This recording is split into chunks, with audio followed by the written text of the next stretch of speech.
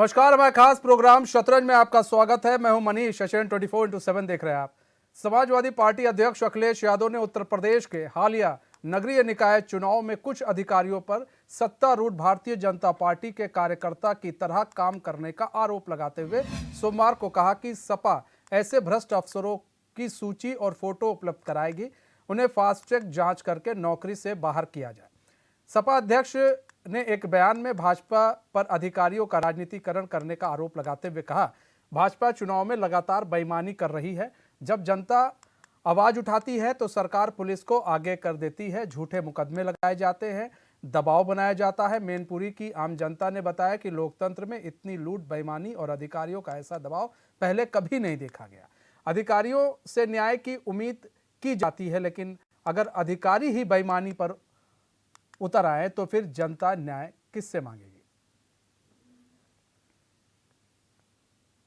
तो सपा प्रमुख अखिलेश यादव ने एक बार फिर से बड़ा आरोप लगाते हुए कहा कि निकाय चुनाव में धांधली हुई है और उसकी कुछ फोटो वो उनके पास है, जिसे वो चुनाव आयोग को देंगे और वो चाहते हैं कि फास्ट ट्रैक कोर्ट में उन अधिकारियों के खिलाफ कार्रवाई हो जिसमें जहां पर उन्होंने वोट को बाधित किया है, जहां पर उन्होंने चुनाव को बाधित करने की कोशिश का है। तो एक भ्रष्ट अफसरों की सूची और फोटो उपलब्ध कराएंगे, सपा प्रमुख अखिलेश यादव ने कहा है, और चाहते हैं कि फास्ट ट्रैक में कोर्ट में उसकी जांच हो। तो निकाय चुनाव हारने के बाद से सपा लगातार बीजेपी पर आरोप लगा रही है और आरोप ये लगाया जा रहा है बार बार कि भाई चुनाव जो है वो अधिकारियों ने बीजेपी को जिता दिया है, बीजेपी ने अधिकारियों को कैप्चर कर रखा था, पूरा राजनीतिकरण जो है पूरे चुनाव का किया गया और उस चुनाव का जो रुख है वो बीजेपी की ओर मोड़ दिया गया। महापौर में जिस तरह से सपा का सुपड़ा साफ हो गया, नगर पालिका हो, नगर पंचायत हो, बीजेपी ने जिस तरह से अपना दबदबा बनाया, उसको कहीं ना कहीं सपा पचा नहीं पा रही है। और अब उनका कहना है, सपा प्रमुख अखिलेश यादव का, कि वो एक सूची भ्रष्ट अधिकारियों की जारी करेंगे और एक फोटो भी उपलब्ध कराएंगे ताकि उन पर कार्रवाई हो सके। और वो चाहते हैं कि इन अधिकारियों के जो खिलाफ है वो फास्ट ट्रैक कोर्ट में पूरा मामला चले और इन अधिकारियों को सजा मिले। तो देखिए, हमें और आपको समझना पड़ेगा, इस पूरे चुनाव को समझना पड़ेगा, क्यों आखिर सपा इस पूरे चुनाव से बौखलाई हुई है और हार के कारण क्यों विपक्षी पार्टी लगातार अब बीजेपी पर आरोप लगा रही है। इसको समझने के लिए हमें इस बात को समझना भी ज़रूरी है कि क्या उत्तर प्रदेश के चुनाव में सभी पार्टी ने इतना दमखम लगाया था जितना बीजेपी ने लगाया था, और अगर उतना दमखम लगाया था तो फिर नतीजे क्यों इसके इतर आए हैं। तो इसको समझने के लिए अगर आप पूरे ओवरऑल चुनाव की बात करें तो भले ही सपा की तरफ से ये कहा जाए कि अखिलेश यादव आजमगढ़ गए, अखिलेश यादव यहाँ गए, अखिलेश यादव वहाँ गए, लेकिन जहाँ भी गए जो रिजल्ट था उनके पक्ष में नहीं आया। कुछ जगहों पर उन्होंने हो सकता है कि रैली की हो, कुछ जगहों पर जनसभाएं की थी, लेकिन उन्हीं के कोई ऐसे जो नेता हैं, कई ऐसे कार्यकर्ता हैं, उनका कहना था कि जब अखिलेश यादव आते थे तो जनसभा थोड़ी बहुत करते थे, उसके बाद वो चले जाते थे, फिर एक प्रेस कॉन्फ्रेंस करते थे, फिर वो नज़र नहीं आते थे। वहीं हम कांग्रेस की बात कर लें तो कांग्रेस का भी कोई बड़ा लीडर नहीं दिखा, जो बार बार हम लोग कह रहे हैं। वहीं अगर बीजेपी की बात कर लें तो बीजेपी ने अपना पूरा दमखम लगा दिया। अब यहाँ पर बात की जाए कि आखिर क्यों बार बार बीजेपी पर आरोप लगाए जा रहे हैं।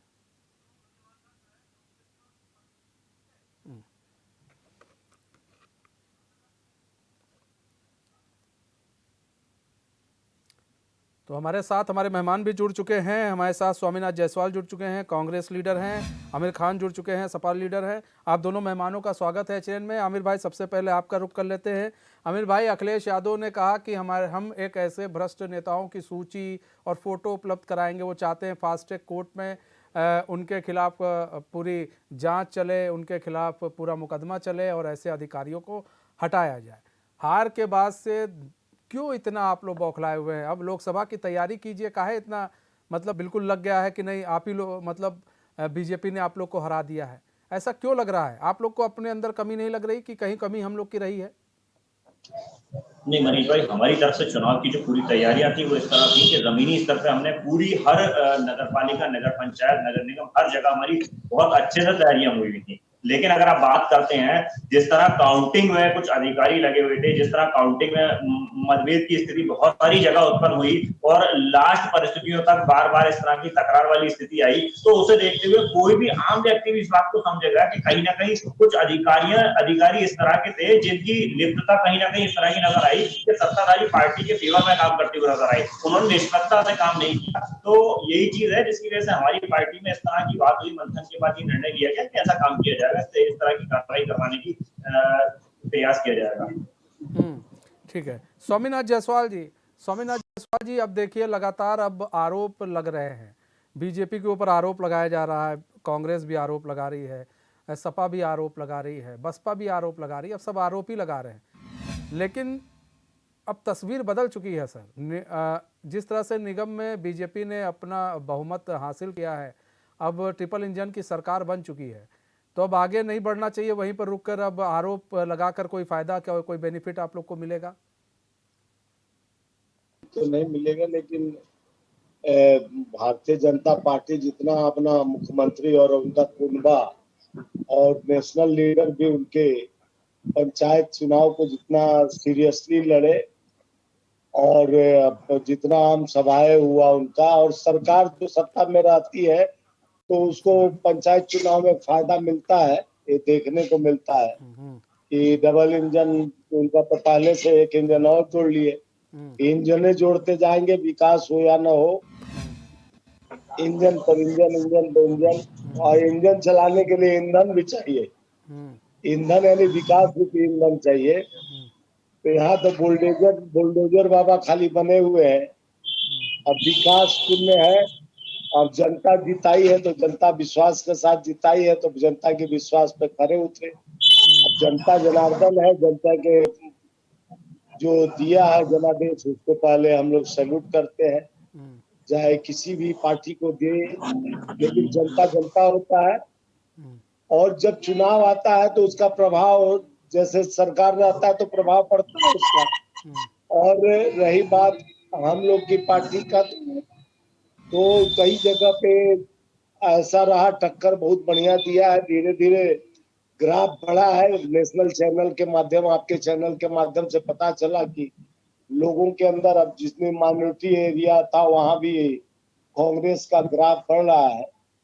और अब कांग्रेस वहां भी मेहनत करेगी, सुधार लाएगी, जैसे हम लोग मेहनत किए कर्नाटका में जीते। और निरंतर जनता जिस तरह से भारतीय जनता पार्टी जात पात धर्म की राजनीति करते आ रही है, उससे अब उठ चुका है। अब विकास देखना चाहता है, भूखा पेट भोजन चाहता है।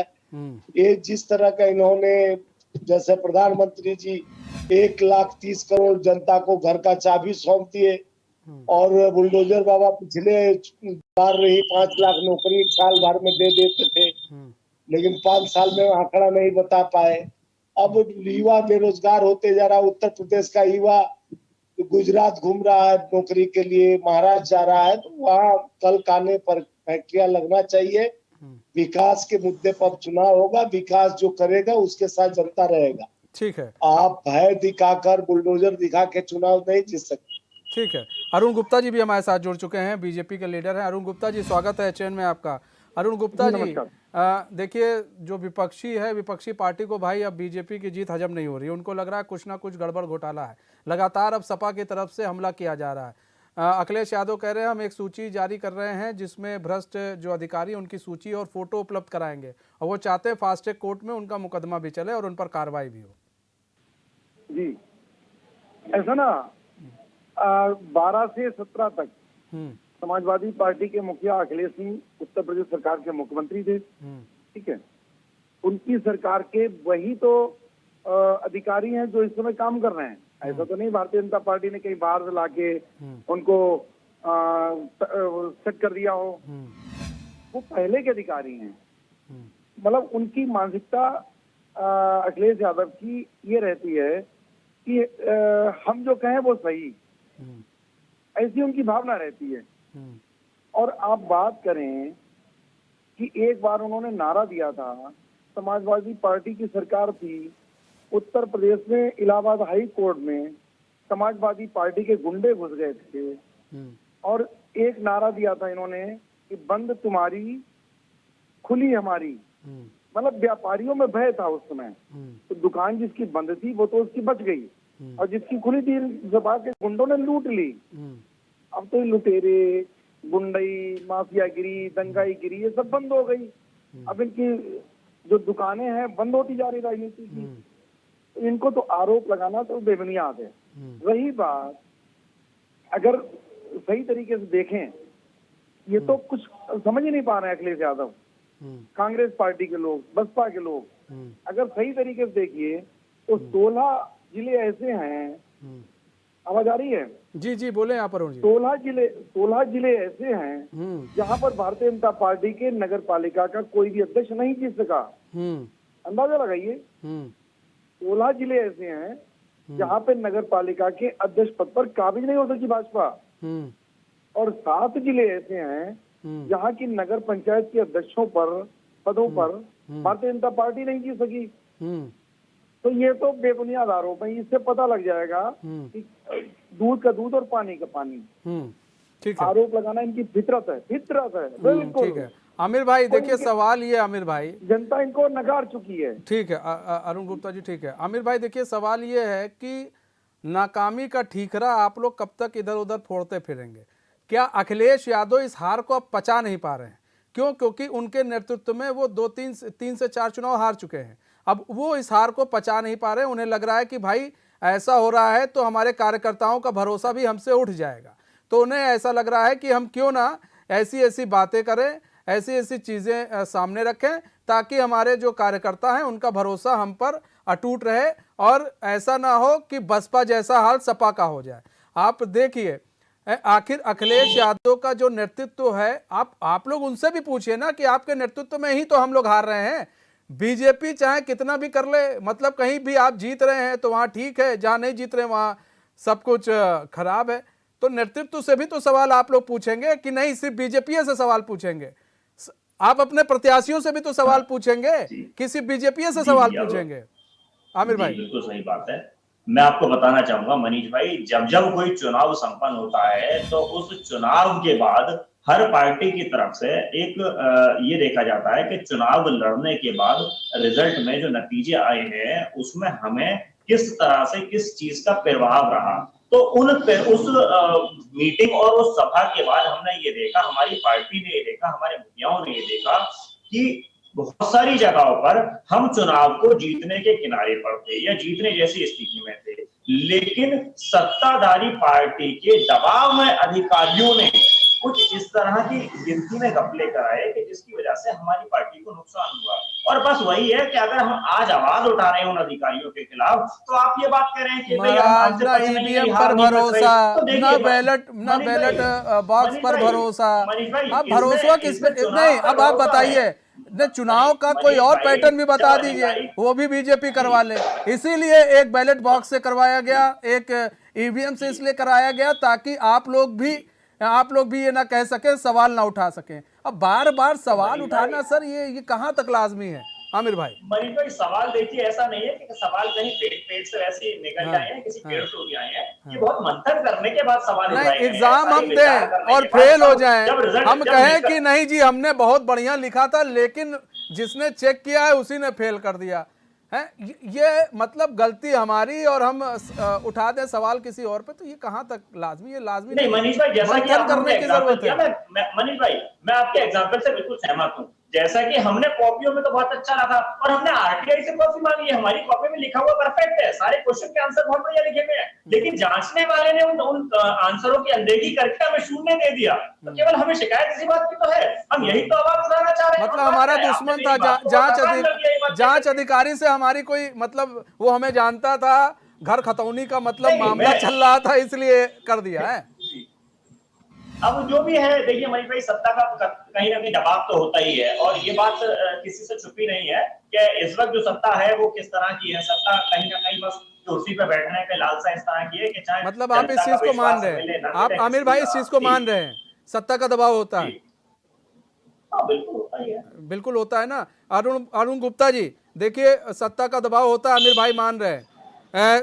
स्वामीनाथ जायसवाल जी, आप भी मानते हैं सत्ता का दबाव होता है कि आप इससे इतर रखते हैं, थोड़ा इत्तेफाक रखते हैं? भारतीय जनता पार्टी कभी भी दबाव की राजनीति नहीं करती। हाँ ठीक है, जिसको जहाँ वोट देना वो फ्री है। ठीक है। आमिर भाई, आप कह रहे हैं सत्ता का दबाव होता है, 2012 में आपकी भी सरकार रही है, मतलब जो चीज था आप लोग भी दबाव बनाते थे। आज हामी भर दीजिए, हाँ हम भी करते थे ये काम।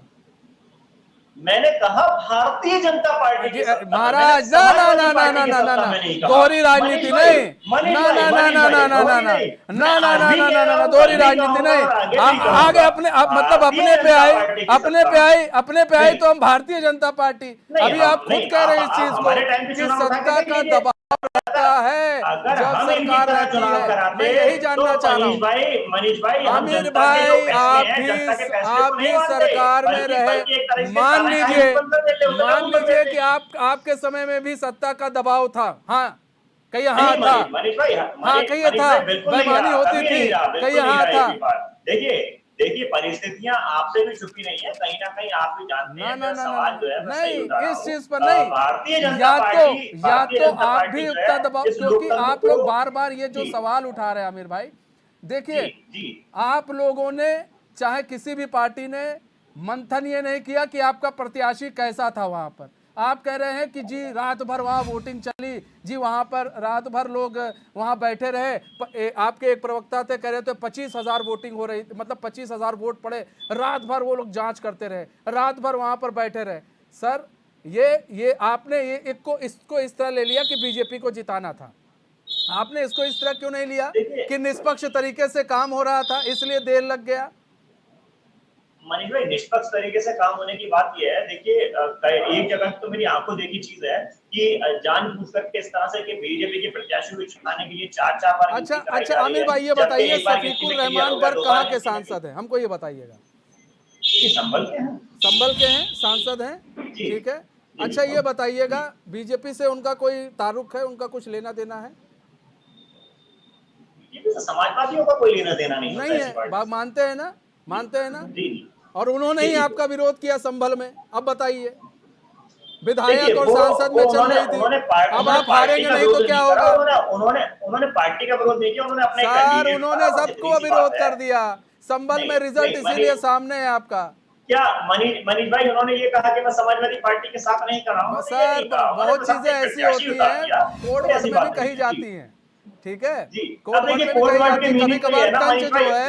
कभी कभार तंज जो है कसा जाता है, तो अगर आप प्रधानमंत्री को लेकर कसेंगे तो कभी कभार तंज भी दूसरे तरीके से कस दिया जाता है, ठीक है आमिर भाई, आप भी जानते हैं, ठीक है। स्वामीनाथ जायसवाल जी देखिए, जो आप लोग को माइंडेड, आप लोग जो सोच रहे थे, लगातार आप लोगों से हमारी भी बात हो रही थी, डिबेट के जरिए हर तरीके के से हम लोग की बात होती रही। ऑफ कैमरा भी मेरी कई कांग्रेस के लीडर से बात हुई। जब उनसे बात होती थी तो उनसे जब हम लोग पूछते थे कि सर आखिर क्या लग रहा है आपको, जमीनी स्तर पर क्या लग रहा है, देखिए तो कई लोगों ने ऐसा कहा, सर देखो ऐसा है कि हम लड़ तो रहे हैं, जब ऑफ कैमरा किसी से बात हुई लड़ तो रहे, लेकिन चीज़ें उस हिसाब से हमारी बेहतर नहीं आएंगी, क्योंकि हमारा जो शीर्ष नेतृत्व है यहाँ पर नहीं है, और शीर्ष नेतृत्व का एक महत्व होता है। सारे नेतृत्व कर्नाटक में जुट गया और वहाँ पर कर्नाटक के लिए कि भाई विधानसभा चुनाव है, तो आप लोग इस चुनाव को क्यों नहीं इतना सीरियस लेकर चले? और ये चुनाव इसीलिए सपा इस चुनाव का इसलिए महत्व समझ रही है क्योंकि सपा को मालूम है ये एक सेमीफाइनल का चुनाव था और वो उसको हार चुकी है।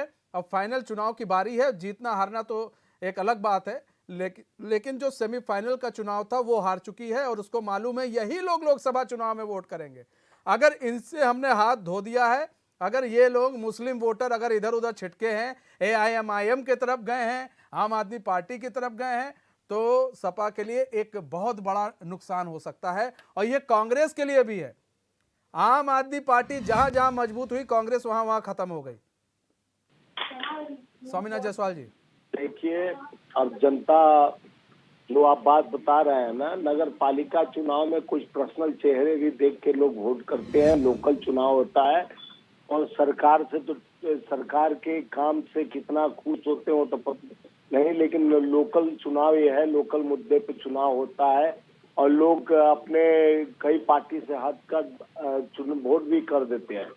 और रही बात की चाहे सपा की चाहे कांग्रेस की, इससे भी साथ नहीं कि इनकी चुनाव इसमें जीत गए तो लोकसभा में इनका आ जाएगा। अरे भारतीय जनता पार्टी से अब लोग तंग आ गए। लोकसभा में ही तो मोदी जी 2 करोड़ नौकरी 15 लाख खाते का वादा करके आए थे, 22 करोड़ लोग बेचकर हो गए और आज तक नौकरियां नहीं मिल रही है। युवा पढ़ के डिग्री पूछ रहा है, प्रधानमंत्री खुद ही डिग्री नहीं दिखा पा रहे हैं तो युवा कह रहा है हम डिग्री लिए हैं तो नौकरी कहाँ। हम देखते हैं कि दिल्ली में वो जो बेचारे खाना वाना पहुंचाने वाले बॉय होते हैं, वो MA PhD करके आज क्या नौकरी कर रहे हैं यूपी बिहार से आके लड़के, कि उनको रात भर मोटरसाइकिल पे पहुंचाना पड़ता है। जोमोटो में काम करते हैं ग्रेजुएशन PhD किए लड़के। ये देश का दुर्भाग्य है कि जब प्रधानमंत्री बड़े बड़े भाषण देके, और उसी तरह योगी जी भाषण तो बहुत बढ़िया देते हैं लच्छेदार, लेकिन बुलडोजर दिखाते हैं। अरे वहाँ विकास का बुलडोजर दिखाइए, गरीबों को काम दीजिए हाथ में। मजदूरों का 33% मनरेगा का पैसा काट दिया गया।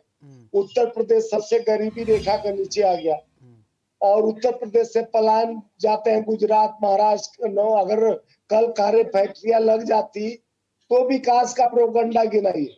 चुनाव जीत लेना ही बहुत बड़ी बात नहीं है, लेकिन उत्तर प्रदेश सबसे बड़ी 8 करोड़ जनता जहां रहते हैं, सबसे बड़ी जनसंख्या वाली और सबसे ज्यादा विधानसभा लोकसभा उत्तर प्रदेश का होता है, जहां से प्रधानमंत्री है और जहां तीन इंजन की गाड़ी चल रही है, लेकिन तीनों इंजन भ्रष्ट हो गई है कि भ्रष्ट यानी उसका पहिया जाम हो गया है कि विकास पैदा नहीं हो रहा है। जनता ये चाह रहा है कि विकास कब दिखेगा।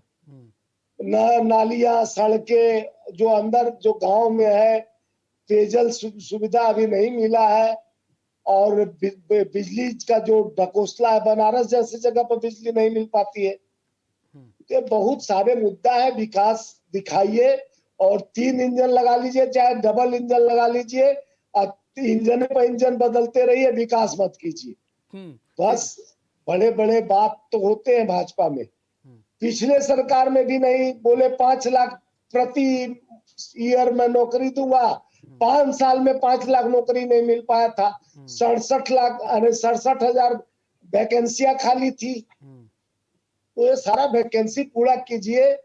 योगी जी बढ़िया काम कर रहे हैं तो विकास लाइए, नौकरी दिए, शिक्षा सुधार लाइए, पेपर लीक ना हो, विकास का काम हो भाई। ठीक है। अरुण गुप्ता जी, विकास का काम नहीं कर रही है, ट्रिपल इंजन सरकार अब आ गई है, फिर भी विकास का काम नहीं हो रही है, जनता ने बस सिंबल देकर वोट कर दिया।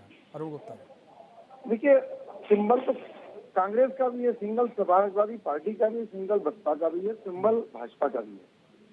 एक का कमल है, एक का साइकिल है, एक का पंजा है, एक का हाथी है। पार्टी लोग हर पार्टी पर विश्वास जता सकते हैं। आप देखिए 7 से 12 तक बसपा पे विश्वास जमाया, 12 से 17 तक अखिलेश पे जमाया और 17 के बाद योगी जी पर मतलब भाजपा पर विश्वास जमा चुके हैं। अगर समाजवादी पार्टी ने बहुत अच्छा काम किया होता तो 2022 में रिपीट क्यों नहीं हो गए या 2017 में रिपीट क्यों नहीं हो गए? नहीं हुए ना।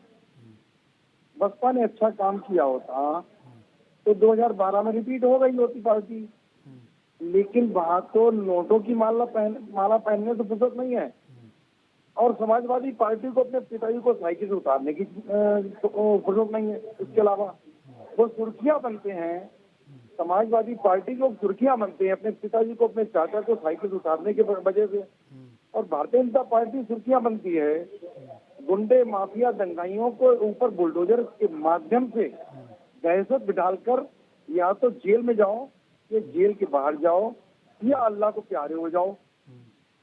अगर ज्यादा गुंडे दिखानी है, हम तो इस बात में विश्वास करते हैं, या तो जेल में जाओ या प्रदेश के बाहर जाओ, गुंडे दिखाओ तो अल्लाह को प्यारे हो जाओ। और हम नहीं करते हैं ऐसा, ये तो कानून अपना काम करता है। और रही बात कांग्रेस की, वो कह रहे हैं कोई विकास नहीं हुआ, तो विकास दिखेगा कैसे जब चश्मा अच्छा होता है, जिसको मोतियाबिंद का ऑपरेशन कराना है वो मोतियाबिंद का ऑपरेशन तो कराता नहीं है, और चश्मे का लेंस बदलता रहता है, तो दिखाई क्या उसको खाक पड़ेगा। तो सीधी सी बात है, जिसकी सरकार कांग्रेस सरकार 2G स्पेक्ट्रम घोटाला, इसरो घोटाला, कोयला घोटाला, CWG कॉमनवेल्थ घोटाला, जीजाजी का घोटाला, सारे घोटालों में उनको फुर्सत मिले तो जनता की तरफ देखे, तो ये कोई घोटालों में व्यस्त है। और हमारे समाजवादी पार्टी के मंत्री थे प्रजापति, वो रेत खनन में व्यस्त थे, तो और एक सहकारिता में व्यस्त थे, मतलब व्यस्त थे घोटालों में। तो कहाँ किसको जनता की तरफ फुर्सत है देखने ठीक है की? अरुण भाई, आमिर भाई आप कुछ कहना चाह रहे हैं? ठीक है, तो इस बात को लेके और एक बात बताएं, कांग्रेस पार्टी को तो वजूद ही नहीं है। हाँ, जिस पार्टी का राष्ट्रीय अध्यक्ष हाँ, सोनिया गांधी जी हाँ, और उनके तथा वैकल्पिक अध्यक्ष राहुल गांधी हाँ, ये जमानत पे चल रहे हों, हाँ। तो देश की जनता जमानतियों पर, अपराधियों पर कैसे विश्वास करे? ठीक है, ठीक है, यहाँ तो भारतीय जनता पार्टी के बहुत सारे ठीक है नेता अरुण भाई, आमिर भाई अपराधी भी नहीं है यहाँ पे। ठीक है, जवाब भाई दिया, आमिर जैसा भाई, कि अभी आमिर भाई, मेरे हाँ। बड़े भाई बीजेपी से बात कर रहे हैं, कहीं ना कहीं इन्होंने अपना विकास दिखाई दिया, विकास की बात करी, विकास की बात बड़ी बड़ी बातें छोड़ी, जुमले बताए, उसमें एक लाइन बोली इन्होंने कि या तो अपराध करो या अल्लाह को प्यारे हो जाओ। मुझे अच्छी लगी इनकी बात सुन करके, इनकी मानसिकता सुन के, इनके नरेंद्र मोदी जी और इनकी क्या नाम है आदित्यनाथ योगी जी की बातें शायद ऐसी ही होंगी, वो इन्हें यही सिखाते हैं कि अल्लाह को प्यारे हो जाओ, कि अल्लाह को प्यारे होने वाले लोग होते हैं जो क्राइम करते हैं। मुझे लगता है वो लोग तो बहुत ही अलग होंगे, वो लोग अल्लाह को प्यारे नहीं होंगे जिन लोगों ने पुलिस के बीच में आकर के 2 लोगों को गोली मार दी, वो लोग नहीं होंगे अल्लाह को प्यारे। तो इन्हें समझाइएगा, अपनी ये जो ओछी मानसिकता है इसे बदलें। और जैसा इन्होंने मोतियाबिंद की बात कही, तो मैं इन्हें बताऊंगा कि लोग दूसरे लोगों को मोतियाबिंद की बात ना कहें, बल्कि अपना मानसिक इलाज करवाएं। जिस तरह से मानसिक बीमारी इन लोगों को लगी हुई है, हिंदू मुस्लिम हर चीज में इस तरह की बातें ढूंढ रहे हैं। अरे किर्नल है तो किर्नल है, इससे कोई मतलब नहीं है। किर्नल का कोई धर्म नहीं होता, किर्नल की कोई जाति नहीं होती, किर्नल तो किर्नल है। अब उसे अल्लाह के पास प्यारे कर दो या भगवान के पास प्यारे कर दो, ये बातें ऊंची राजनीति वाली बातें होती हैं, है ना। तो इसकी आवश्यकता नहीं है। और इनका जो 5 साल या 7 साल ये जो भी रहे हैं इनकी सत्ता के, वो इन्होंने केवल इसी में गुजारे हैं, और अभी भी ये इसी पे चुनाव कराना चाहते हैं। तो मैं बता दूं, देखिए ये सारी चीजें बहुत पुरानी हो चुकी हैं, और बल्कि अगर ये मोतियाबिंद की सलाह दे रहे हैं कि हाँ ऐसा कराना चाहिए, तो मैं कहूंगा कि इन लोगों को मानसिक जो अस्पताल हैं जहां दिमाग का इलाज होता है, वहां जाकर के इलाज कराने की आवश्यकता है कि हिंदू मुस्लिम से बाहर आए, देश के विकास की बात करें, प्रदेश की विकास की बात करें, बेरोजगार युवाओं को नौकरी दिलाने की बात करें, शिक्षा की बात करें। ये बात करने की आवश्यकता नहीं है। हिंदू मुस्लिम करने के लिए सीट पे नहीं बैठे हैं ये लोग। हिंदू मुस्लिम करने के लिए क्या बैठे, जरूरत है क्या जरूरत पड़ी है इस चीज की? सारे गुंडे हैं, कहिए तो खुल के, आपकी हिम्मत नहीं पड़ेगी। अपराधी को अपराधी कहने की आपको कोई हिम्मत नहीं है। ठीक है आमिर भाई, तो खुल के देखिए, सवाल कहते ये हैं। है ना- मनीष भाई हमने तो अतीक को भी अपराधी कहा, और हम उसे भी अपराधी कहते हैं जिससे पुलिस के बीच में लेकिन आकर उसका के साथ पुलिस भी के देते आकर हैं, के गोली शाइस्ता मार दी। परवीन, हम तो शाइस्ता उसे भी कह रहे हैं परवीन ना, का साथ भी दे देते हैं। लेकिन हमने नहीं कहा कि नहीं, उसे भगवान शाइस्ता को प्यारा कर परवीन दिया को जाए। माफिया हमने कहे नहीं जाने कहा, पर उसका हमें साथ न्यायालय देते पे हैं। भरोसा है, चुनाव से पहले हम इस बात पे यकीन रखते हैं कि न्यायालय जो नहीं सजा देगा वो चुनाव से सबसे पहले सख्त होगा। शाइस्ता अगर परवीन न्याय पर को भरोसा माफिया कहे होता, जाने पर उसका साथ भी देते हैं। समाजवादी पार्टी को न्याय पे ये भी भरोसा है ना होता, आमिर भाई। तो जब उनकी सरकार थी मुलायम ठीक है भाई, डबल एक आवाज आ रही है, सेकंड, अरुण को बताइए, ठीक है। घुसकर उन्होंने जज के चेम्बर में जो मारकाट मचाई थी, ध्यान होगा, तो बंद तुम्हारी खुली हमारी के नारा समाजवादी पार्टी के गुंडों ने दिया था, भाजपा ने तो नहीं दिया था। ठीक है अरुण भाई, तो ठीक है। पहले तो अपनी सोच बदलिए। ठीक है अरुण भाई। आमिर भाई देखिए, ऐसा है कि अतीक को आप लोग माफिया कहते हैं, नहीं, ये लेकिन माफिया मारा नहीं कह जाता सकते है उसको, गुंडा नहीं कह सकते। तो मारा जाता है तो फिर उसका साथ भी दे देते हैं। और शाइस्ता परवीन को माफिया से अगर संबोधित कर दो तो एक अलग सी नाराजगी दिखती है। ये किस वोट बैंक के लिए था?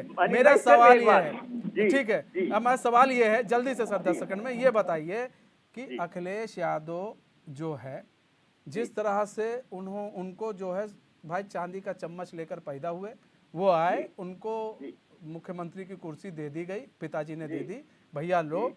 क्योंकि जी। तुम ही संभालो हमारी विरासत। उस विरासत को अखिलेश यादव सही से आगे नहीं बढ़ा पा रहे हैं, क्योंकि अखिलेश यादव ने ज़मीनी स्तर पर आज तक काम नहीं किया था, और अब अखिलेश यादव के सामने चुनौती बहुत ज़्यादा है और उन चुनौतियों का वो सामना नहीं कर पा रहे हैं, इसलिए वो अलग पार्टियों के दर बदर वो भटक रहे हैं। मनीष भाई, किसी भी ऐसी पार्टी जिसका क्या नाम है, जो परिणाम हो वो सकारात्मक ना रहा हो, जिसका नकारात्मक परिणाम रहा हो चुनाव के बाद, तो उस पार्टी को इसी तरह की मेहनत करनी पड़ती है, और हम उसी मेहनत करने के लिए तैयार है, हमारी पार्टी करने के लिए तैयार है, और हमारे जो शीर्ष नेतृत्व है, जो हमारे अखिलेश यादव है, वो पूरी तरह से इस चीज के लिए तैयार है। और उसी के तहत हमने एक बात कही है कि जो इस तरह के अधिकारी है उनकी लिस्ट तैयार करी जाएगी, उनके खिलाफ कार्रवाई करी जाएगी, ताकि आगे आने वाले चुनाव में इस तरह का नतीजा देखने को न मिले हमें। यही हमारी तैयारी है, यही हमारा नहीं, काम है। सुनिए, ठीक है, जी। ठीक है। स्वामीनाथ जायसवाल जी, देखिए चुनाव हो चुके हैं, अब लोकसभा का चुनाव होना है। अब उत्तर प्रदेश में अब प्रियंका गांधी आएंगी, क्योंकि बड़ा चुनाव है, छोटे चुनाव में तो लोग जाते नहीं, बड़े बड़े चुनाव में जाते हैं, तो आएंगी। तो अब क्या रणनीति रहेगी इस बड़े चुनाव में?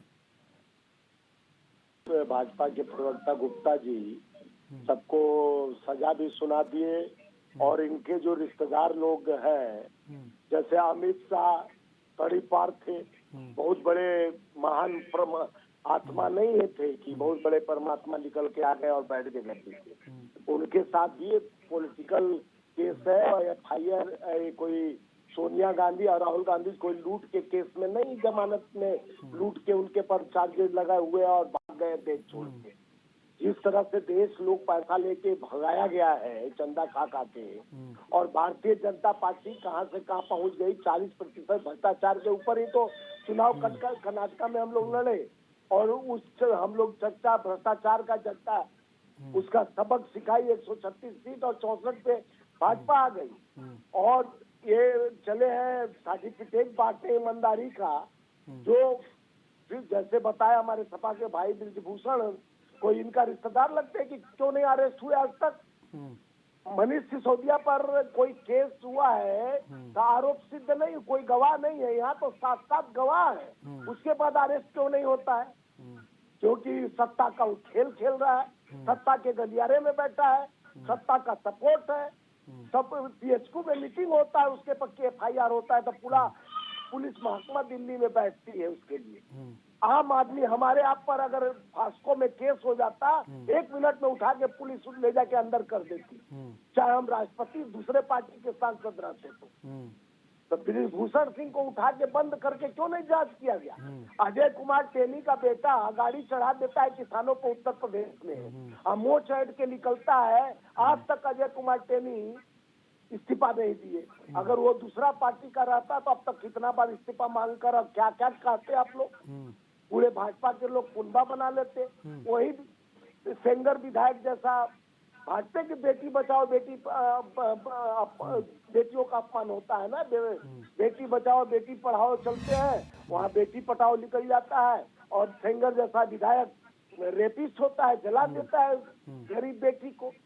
चिन्मयानंद मालिश करवाते हैं जो गृह राज्य मंत्री रहे हुए हैं। ये भाजपा का दामन पूरा ऊपर से नीचे तक दागदार है। अपराधी मुक्त अपराधी को मारना बड़ी बात अच्छी बात है, अपराधी को खत्म करना चाहिए, अपराध मुक्त होना चाहिए, लेकिन और अपराधी को आप गोद में बैठाकर उनको गणेश पूजा परिक्रमा करना ये गलत बात है। एक ही जात धर्म का टारगेट नहीं होना चाहिए। मतलब ठीक है स्वामीनाथ जायसवाल जी, आपका कहने का मतलब ये है कि कहीं ना कहीं बीजेपी में सभी अपराधी हैं, ठीक है, आधे से ज्यादा लोग अपराधी कहाँ कह रहा हूँ। मैं बोल रहा हूँ अपराध मुक्त होना बहुत जरूरी है। अब एक ब्राह्मण की बेटी और माँ दोनों जल के मर गई दबाव में, बुलडोजर वहाँ भी घर झोपड़ी गिराने गया, उस मौत का कारण क्यों नहीं योगी लेते हैं? अरुण गुप्ता जी जवाब दीजिए। और दूसरा बात सुनिए, और जिस तरह से गुप्ता जी बोल रहे थे, कर्नाटका का पूरा चुनाव देखे होंगे किस मुद्दे पे हुआ। ये लोग भगवान भरोसे चलते हैं, हम काम भरोसे चलते हैं। एक बार काम प्रधानमंत्री नहीं दिलाए कि कर्नाटका में हम 3.5 साल में क्या क्या रोजगार किए हैं, कितना नौकरियां दिए हैं, कितना काम किए हैं, बस हनुमान भरोसे चल दिए। बजरंग बली ने उल्टा पोछ घुमाया, ऐसा मारा इनको गदा दिए, वापस चले गए घर में। लेकिन स्वामीनाथ जायसवाल जी आपने कर्नाटक की एक बड़ी स्वामीनाथ जायसवाल जी सुनिए, स्वामीनाथ जायसवाल जी ठीक है, स्वामीनाथ जायसवाल जी एक उसके बाद आपके यहाँ आपके जो नेता हैं राहुल गांधी, उन्होंने बयान भी दिया था कि यहाँ पर नफरत की नहीं, यहाँ पर मोहब्बत की जीत हुई है। मोहब्बत की की जीत दुकान हुई है, यही खोलने कहा था के ना लिए। स्वामीनाथ दो जायसवाल जगह जी। दुकान खोल ठीक है, दिया ठीक है, आप सुन लीजिए ना स्वामीनाथ जायसवाल जी। पहला सवाल ये, अभी तक आपके यहाँ ये जो मोहब्बत की बात कर रहे हैं आप लोग, अभी तक आपके यहाँ मुख्यमंत्री का चेहरा डिसाइड नहीं हो पाया है। अंदर खाने लड़ाई चल रही है कुर्सी के लिए, पहले तो उसको ठीक करने की जरूरत है। दूसरी चीज ये कि अभी भी आप ये मत भूलिए, इससे पहले 3 राज्यों में चुनाव हार गए हैं आप। अगर आप 5 जगह चुनाव, 4 जगह चुनाव हार रहे हैं, एक जगह जीत रहे हैं, तो कहीं ना कहीं तब भी कमी है। ठीक है, यहाँ जीता है, एक अच्छी बात है, 15 राज्यों में सरकार नहीं है। ठीक है। आप आप 3 राज्यों में चुनाव हार चुके हैं, इस बात को क्यों भूल रहे हैं? हम ये भी बोल रहे हैं कि हमारे से नहीं, वहां पर जीना नफरत गया की जीत हुई थी, वहां मोहब्बत की जीत हुई थी, ये बता दें। क्या मोहब्बत की जीत हुई है, वहाँ नफरत की जीत हुई। मतलब वहां पर जो जितने लोग थे वो सब नफरती लोग थे, ये कह इस रहे हैं। तरह से नफरती बीज बोया जा रहा है देश में। हाँ। आज क्यों नहीं प्रधानमंत्री जब उनके कहने पे इजराइल में युद्ध रोक देता है, आपके देश में उनका मिजोरम स्वामीनाथ जायसवाल जी, देखिए आप प्रधानमंत्री तक पहुंच गए, ठीक है, आप क्यों ठीक नहीं है, पहुंचेंगे? सुनिए मिजोरम मेरी बात तो राहुल सुनिए गांधी ना, क्या पहुंचेंगे? ठीक है, भाजपा वो के बात नेता ठीक का है, प्रधानमंत्री। आप लोग जीत गए, मिजोरम में कर्नाटक उनका का फोन चुनाव कॉल क्यों जीते नहीं हैं किया? आप लोग, सुनिए ना, सुनिए पहले, आपने मिजोरम में- कर्नाटक का चुनाव जीता, बड़ी भारी बहुमत से जीता, सुनिए बीजेपी पहले, वहां पर हम कुछ नहीं तो कर पाई। सरकार छीने हैं उनसे, हिमाचल छीने हैं और कर्नाटक छीने हाँ, हैं। लेकिन और उससे उन्होंने चोरी करके डकैती कर हमारी सत्ता आई हुई मध्य प्रदेश में, हाँ, और उनका कोई खाली 6 जगह सरकार है पूरे बहुमत में। बाकी भाजपा का 29 राज्यों में 14 राज्य में 6 जगह सरकार है, बाकी मिली जुली सरकार है। और इतना नहीं कि मोदी जो चल रहा था, मोदी है, मोदी, अब लोगों से थक गए मोदी का नाम सुनकर। मोदी अच्छा का ठीक नाम है, वहां थक गए, इसलिए ठीक है, बेरोजगारी लेकिन महंगाई सुनिए ना से- स्वामीनाथ जायसवाल जी, भाई साहब सुनिए ना, अब ये तो हो गया आपका कर्नाटक का, आपने बता दिया, लंबा चौड़ा इतना लिस्ट बता दिया। अब ये हमें बता दीजिए, उत्तर प्रदेश में का मतलब कभी आप लोग आएंगे कि नहीं आएंगे? सोनिया गांधी सिर्फ बड़े चुनाव देखेंगी या फिर प्रियंका गांधी वहां बड़े चुनाव देखेंगी? वो तो प्रभारी है ना, यहाँ की महासचिव है ना प्रियंका गांधी यूपी की, वो कहाँ गायब थी, क्यों नहीं दिखी? यहाँ पर तो सुपड़ा साफ हो गया आप लोगों का। तो ये इस बात का दुख नहीं है, बस एक ही बात की खुशी मनाएंगे, लड्डू खाएंगे। मजबूती से अब जनता परिवर्तन की ओर चल गई उत्तर प्रदेश में। मतलब वहां परिवर्तन की ओर चली है और यहाँ पर विकास की ओर चली है, तो ये तो बीजेपी हो के रहा है। नहीं, आप भाई तो भाजपा का गुणगान कर रहे हैं। सुनिए तो, सुनिए ना स्वामीनाथ भाई साहब, सुनिए, आप अपनी बात में क्यों फंस जा रहे हैं स्वामीनाथ भाई साहब? आप अपनी बात में क्यों फंस रहे हैं? आपने कहा है कि कर्नाटक में विकास को देखकर जनता ने वोट किया, सुनिए, और मैंने भी इस बात को कहा कि एडमिट किया कि नहीं ठीक है, वहां आप जीते, बीजेपी का वहां प्रदर्शन एकदम लो रहा क्योंकि विकास किया आपने। सुनिए, ठीक है ना, वहां पर नहीं कर पाए, वो चीज नहीं गिना पाए, रैली की वहाँ भाजपा हार गई, वहां हार गई भाजपा, ठीक है, वो बात सही है कि आप वहां जीते। प्रधानमंत्री अमित शाह कितना झूठ बोलेंगे देश के लिए? सुनिए ना, सिर्फ कर्नाटक में झूठ बोल रहे हैं, हम ये कह रहे हैं कि उत्तर प्रदेश में क्यों आप लोगों को मुंह की खानी पड़ रही है, मुझे ये बताइए। पहले मुंह की खानी तो अब पड़ेगी भाजपा को। हाँ। वो मौत अभी तो फिर से ये ट्रिपल इंजन की सरकार बन गई ना भाई साहब। पहले जिस तरह से लाशों का मंजर वही उत्तर प्रदेश में लगा रहा, जो कुत्ते नोचते रहे। कोरोना काल में ऑक्सीजन नहीं, हॉस्पिटल नहीं, बड़े बड़े बुलडोजर ये सारे राज्यों में अमूमन दिखा था। सुनिए, बाबा के गोरखपुर में लाशों का भंडार लगा रहा, सारे जगह दिखा था सर, कर्नाटक में भी दिखा था ये। अरे भैया, मैं जो बोला, आप तो प्रवक्ता से ज्यादा बोलते हैं, हमारा बात सुन लीजिए फिर बोलिए। गोरखपुर से लेकर बनारस तक लाशों का जो गंगा में और नदियों में लाशें तैरती सर, ये सब कह के क्या आप साबित करेंगे? आप हमें बताइए स्वामीनाथ जायसवाल जी, आपने कह दिया, हमने मान लिया, दर्शक आपको सुन रहे हैं, कह रहे हैं ठीक है, लाशों का भंडार पड़ा था, योगी सरकार फेल थी, हम मान लेते हैं, आपकी बात बिल्कुल सही है, 100% सही है। लेकिन जनता अगर चुन रही है उत्तर प्रदेश में, तो किस वजह से चुन रही है, मुझे इसका जवाब दीजिए। चुन रही है, हाँ, सुनिए, अब चुन रही है, अब जनता अब चुनेगी। वही बात, अरे समझ चुकी है तो क्यों आपको नहीं चुना जनता ने? समाजवादी पार्टी को नहीं चुना, सुपड़ा सुनेगी, साफ हो सबको गया कई सुनेगी। जगह, और रायबरेली में भाजपा नहीं का- आप लोग आ पाए, अब बताइए रायबरेली। ये आने वाला समय देख लीजिएगा, 24 में इनका पलायन शुरू है। जिस तरह से भगेड़ू ने पैसे लेकर कई गुजराती भाग गए, अब 2 गुजराती देश से भी हटने वाले हैं। कितना धोखा दोगे उत्तर प्रदेश को? ठीक है, ये उत्तर तो प्रदेश 24 में ही आपको पता सांसद चलेगा, बनाता लेकिन है। बात तो ये है ना कि अरुण जी जवाब दीजिए। अब इनका चिंतन मंथन पता नहीं कहाँ की सोच है। अगर धरातल पे आए तो हमारा भारतीय जनता पार्टी का राष्ट्रीय नेतृत्व हो, चाहे प्रदेश का नेतृत्व हो, चाहे जिले का नेतृत्व हो, चाहे हमारा मंडल का नेतृत्व हो, चाहे बूथ के अध्यक्ष का नेतृत्व हो, वो दागदार कभी नहीं होता। इनका तो राष्ट्रीय अध्यक्ष से लेकर नैना साहनी तंदूर कांड हुआ था दिल्ली, तो ये कांग्रेस से था ना मारने वाला, राकेश शर्मा नाम था जिसने नैना साहनी को मारा था, तंदूर में भून दिया था। तो इनका राष्ट्रीय अध्यक्ष जब दागदार है तो इनका कार्यकर्ता भी दागदार होगा, ये तो तय है। और जनता इनको नकार चुकी है।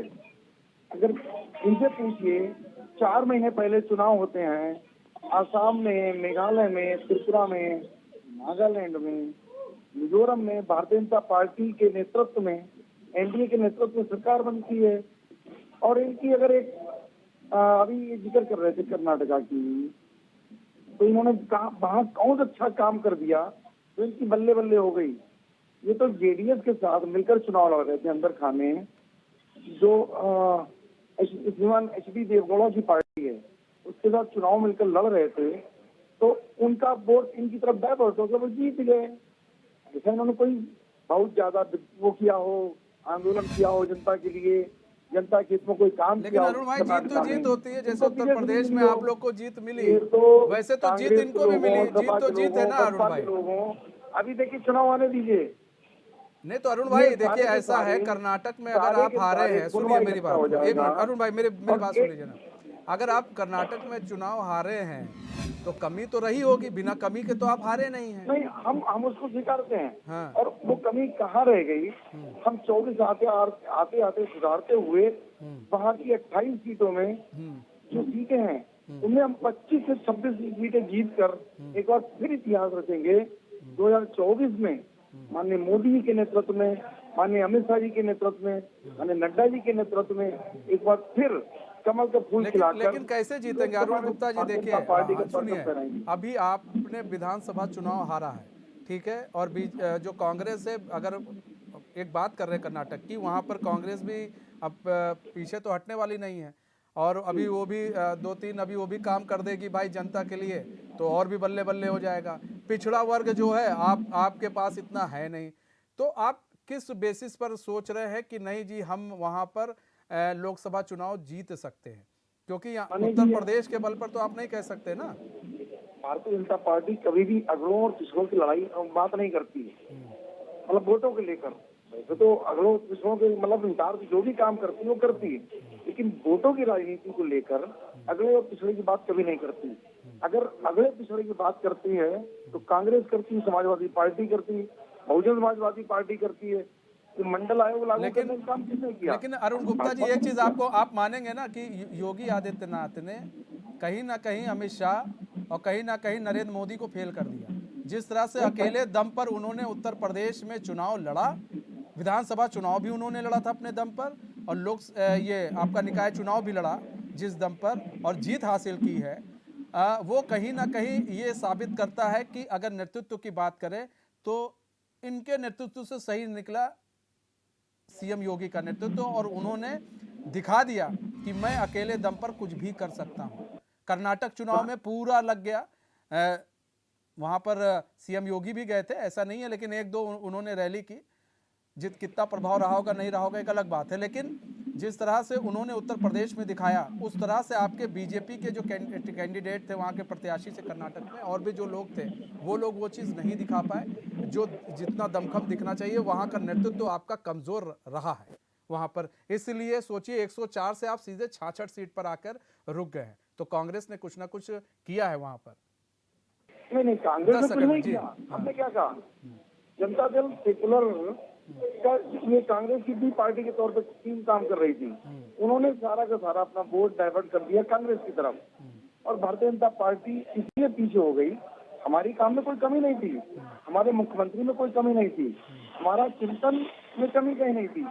और माननीय मोदी की जहाँ तक बात करेंगे, माननीय मोदी का नेतृत्व आज भी राष्ट्रीय स्तर पर तो है ही है, पूरे विश्व में भी अरुण उनका भाई, एक नहीं, परचम नहीं, फहरा रहा है। अरुण भाई, किस नरेंद्र तरह- मोदी वहां जाकर अगर ये कहेंगे कि हमने वहां पुलवामा करवा दिया, हमने वहां वो कर दिया, तो कोई वोट नहीं करेगा। जनता बड़ी समझदार होगी। अगर वो ये जरूर कहेंगे कि 4 विधानसभा का अगर उनके पास लिस्ट होती, और ये मैं कहूंगा सजेशन है आपके लिए, आप अपने शीर्ष नेतृत्व को दीजिएगा कि अगर विधानसभा की 4 लिस्ट होती और कहते कि देखो इस विधानसभा में ये काम हुआ है, नहीं हुआ है तो वोट मत करना, और हुआ है तो वोट करना, तो शायद वो क्या नाम है आपकी तरफ चीजें बदल सकती थी। लेकिन हमेशा राष्ट्रीय मुद्दा जो है आप लेकर नहीं चल सकते। ठीक है, आमिर खान जी आपके पास आते हैं सर।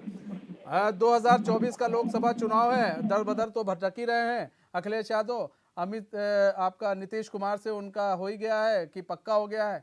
लेकिन सवाल यह है कि अगर यही स्थिति रही आपकी, गठबंधन ने भी आपको जिस तरह से धोखा दिया और आपने गठबंधन को जिस तरह से धोखा दिया आरएलडी को, वो कैसे आगे काम करेगा सर? इसका बहुत असर भी पड़ा है, इस बात को याद रखिएगा। अखिलेश यादव ने दिमाग बहुत चला कि अकेले दम पर लड़ाई कर लें, देख लें कि क्या होता है, गठबंधन को अलग करो, पहले हम अकेले दम पर लड़ाई कर लें ताकि 80 सीटों में हमें कहीं पर बंटवारा ना करना पड़े लोकसभा चुनाव में, अगर हम निकाय चुनाव में अच्छा प्रदर्शन कर लेते हैं। लेकिन उनका दिमाग फेल हो गया है यहाँ पर, और यहाँ पर जो है गठबंधन के साथ भी आपकी कहीं ना कहीं खटपट जरूर दिखी है। वो अपने उसूलों पर होती है और उसमें ये नहीं देखा जाता कि हम किससे साथ जोड़ रहे हैं या किससे अलग हटा रहे हैं। अगर ईमानदारी के परे बात आती है तो चीजों को अलग हटा दिया जाता है। अगर अपने उसूलों को कहीं तोड़ने की बात आती है तो दूसरी पार्टियों को अलग हटा दिया जाता है ना। तो आप ये ना कहें कि हमने धोखा दे दिया या हमें धोखा मिल गया, ऐसा कुछ नहीं है।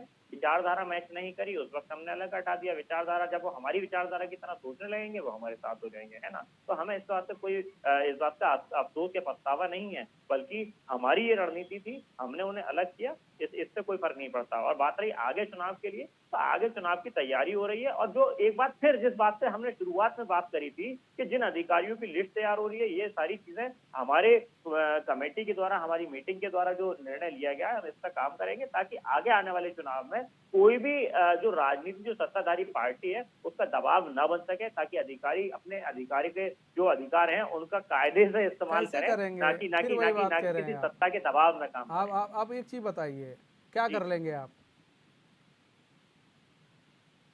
हेलो, कह रहे हैं क्या करेंगे अब? आप बताइए क्या कर लेंगे अब? आप कह रहे हैं अधिकारी दबाव बना रहे हैं, ये कर रहे हैं, वो कर रहे हैं, लोकसभा चुनाव लड़ना है आपको, आप इन्हीं अधिकारियों पर विश्वास नहीं करेंगे तो क्या कर लेंगे आप? ये बताइए। नहीं मनीष भाई, हम न्यायालय के पास जाएंगे, न्यायालय के सामने रखेंगे भाई, हमारे साथ क्या इस तरह की रखेंगे? चीजें हुई और न्यायालय के सामने मतलब चीजें ये मौखिक रखेंगे रूप उत्तर से नहीं प्रदेश रखी के जाती। सभी अधिकारी भ्रष्ट हैं, सभी अधिकारी दबाव में, यही रखेंगे ना? मनीष भाई, सारी चीजें मैं आपके सामने कैमरा के सामने बोल दूं ताकि ये जो सामने वाले लोग हैं वो इस चीज के लिए प्रिपेयर हो जाए। हाँ भाई ठीक है, हमें इसकी क्या काट ढूंढनी है। न्यायालय के सामने चीजें रखी जाती हैं तो मैं प्रमाण के साथ रखी जाती है। आप निश्चिंत रहिएगा, समय आने पर आपको प्रमाण भी मिलेंगे और न्यायालय के सामने जो चीजें आएंगी सबको दिखाई देगी, कोई ऐसी कोई बात नहीं है ना।